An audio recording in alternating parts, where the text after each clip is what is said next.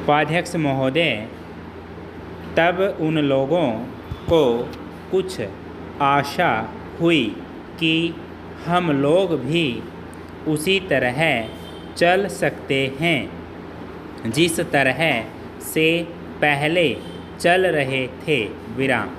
लेकिन अभी हाल में जो चुनाव हुआ उससे देश के धनिकों के मन में बड़ा संदेह पैदा हुआ कि इस चुनाव के बाद उनकी स्थिति वैसी नहीं रहेगी जो अब तक चली आती रही है।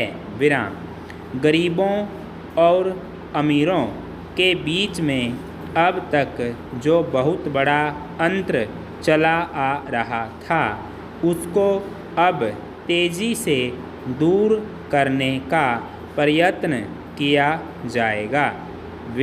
श्रीमान, मैं आपका बहुत आभारी हूँ जो आपने सदन में चालू वर्ष के बजट पर अपने विचार प्रकट करने का अवसर दिया है। मैं इस बजट का समर्थन करना चाहता हूँ।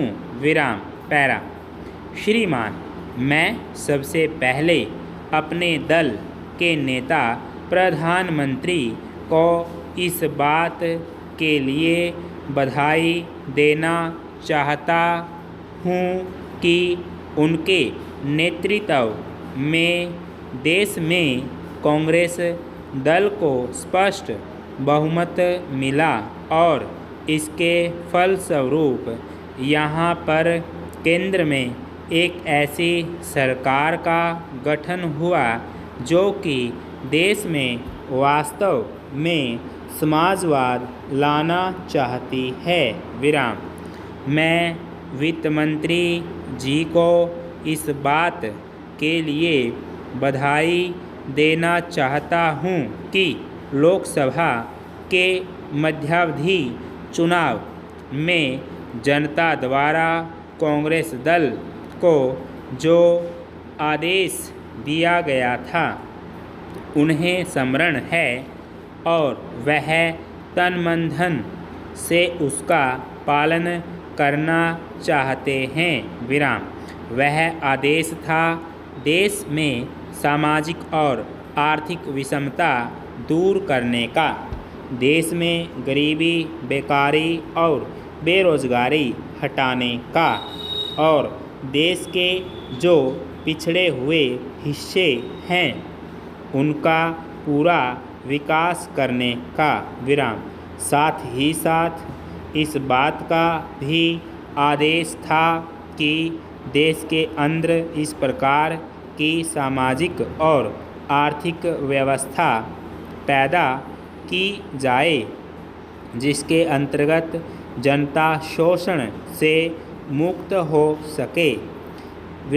श्रीमान, यह ठीक ही है कि देश में कृषि के क्षेत्र में उत्पादन में वृद्धि हुई है। परंतु इसके साथ ही साथ यह भी दृष्टि में रखना चाहिए कि लागत में भी पूरी वृद्धि हुई है। इसके लिए आवश्यक है कि सिंचाई के साधन बढ़ाए जाएं और अधिक उन्नत बीजों का प्रयोग किया जाए।